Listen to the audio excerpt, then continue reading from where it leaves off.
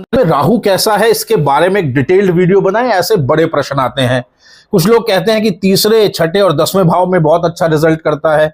कुछ लोग कहते हैं कि शनि की राशियों में बहुत अच्छा रिजल्ट करता है, अर्थ त्रिकोण में लाभ देता है, कुछ लोग यह कहते हैं। आज इसके बारे में बताएंगे, एक डिटेल्ड वीडियो 5 मिनट का वीडियो बनाएंगे और बिल्कुल बताएंगे कि कब कब ये कैसे कैसे रिजल्ट देगा।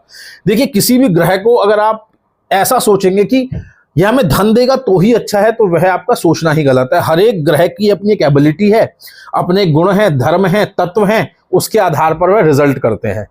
और सबसे बड़ी बात यह है कि राहु एक वायु प्रधान ग्रह है। अगर जल तत्व में बैठेगा तो आपको एंजाइटी देगा ही देगा, चाहे धन दे दे वो एक अलग बात है, ठीक है। अब वायु प्रधान प्लैनेट अगर वायु प्रधान में जाके बैठेगा तो आपकी ब्रेन पावर को इतनी स्ट्रांग कर देगा कि आप मल्टीपल प्लानिंग्स कर सकते हैं, आप बहुत अच्छे कम्युनिकेटर हो सकते हैं, आप बहुत अच्छे नेटवर्किंग से पैसा कमा सकते हैं। तो इसलिए आपको समझना है कि राहु किस राशि से संबंध बना रहा है, किस भाव से संबंध बना रहा है, पहले समझा देते हैं। सबसे पहले समझा देते हैं तीसरे, छठे और 10वें का आपको बता देते हैं। देखिए, तीसरा भाव, छठा भाव और 10वां भाव। यहां पर देखिए, राहु अगर तीसरे भाव में बैठते हैं, एग्जाम्पल कुंडली हमने ली, अब यहां पर राशि आपको देखना होगा कि कौन सी है। यहां पर वायु प्रधान राशि है। अगर राहु यहां बैठ जाते हैं तो राहु इतना जबरदस्त कम्युनिकेशन देंगे, ऐसे लोगों को व्लॉगर बना देंगे, कम्युनिकेशन से संबंधित कोई कार्य करा देंगे, मीडिया में कोई उच्च पद दिलवा देंगे। कम्युनिकेशन में है बंदा जबरदस्त होगा, आप देख लीजिएगा उठा के। अब ये धन देंगे नहीं देंगे वो विपरीत बात है। धन तब देंगे जब दूसरे भाव से या 11वें भाव से संबंध बना लेंगे। वो कैसे बनेंगे? या तो नक्षत्र के आधार पे, या D9 में देख लीजिए राशि तुल्य नववान से संबंध बन रहा है, या D10 के अंदर में क्या 10वें भाव से कोई संबंध बन रहा है, या 11वें से कोई बन रहा है। तो वहां पर फिर कह सकते हैं कि राहु धन भी देंगे कम्युनिकेशन अच्छी देने के साथ, तो ब्रेन पावर को बहुत स्ट्रांग कर देंगे।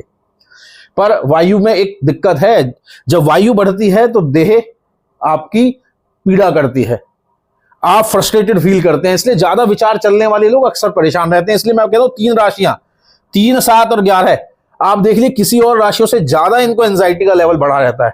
और यहीं अगर यह प्लैनेट गड़बड़ बैठ जाए तो फिर डिप्रेशन, इस तरह की समस्याएं ज्यादा होती हैं। अब छठा भाव, यहां पर छठा भाव पृथ्वी तत्व है। पृथ्वी तत्व में क्या है, इनके थॉट्स कंट्रोल हो जाते हैं, क्योंकि पृथ्वी तत्व एग्जीक्यूशन की राशि, और राहु यहां जबरदस्त रिजल्ट देंगे क्योंकि अर्थ त्रिकोण है।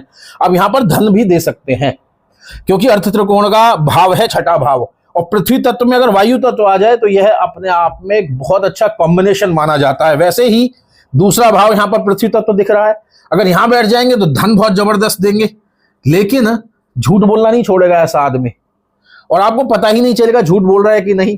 और सबसे बड़ी बात है, छल कपट नहीं छोड़ सकता ऐसा राहु, वो कहीं ना कहीं मैनिपुलेशंस या डिप्लोमेसी जरूर रहेगी। वहीं 10वें की बात करते हैं, जैसे यहां पे 10वें भाव में क्या है, पृथ्वी तत्व है। अब पृथ्वी तत्व में अगर राहु बैठा है तो मनी ओरिएंटेड बना देगा, थोड़ा लालची बना देगा। और यही राहु यहां पर कैरियर तो दे सकता है, लेकिन अपने कैरियर में, अपने जॉब प्लेस में धोखाधड़ी, झूठ बोलने से नहीं चूकता।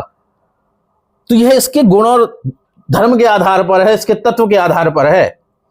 वहीं अब लोग कहते हैं कि भाई 11वें भाव में भी अच्छे रिजल्ट देता है, बिल्कुल देता है। अगर यहाँ वायु तत्व मिल जाए तो जबरदस्त, धन के लिए जबरदस्त, क्योंकि राहु और शनि जो 2 वायु तत्व प्लैनेट है जिनसे ज्यादा धन कोई नहीं देता। पूरे विश्व में देख लीजिए आप, जितने भी आयरन बनाते हैं ऑटोमोबाइल में है वो सारे शनि प्रधान हैं, और टेक्नोलॉजी जो देख रहे हैं वो कौन है, राहु प्रधान है।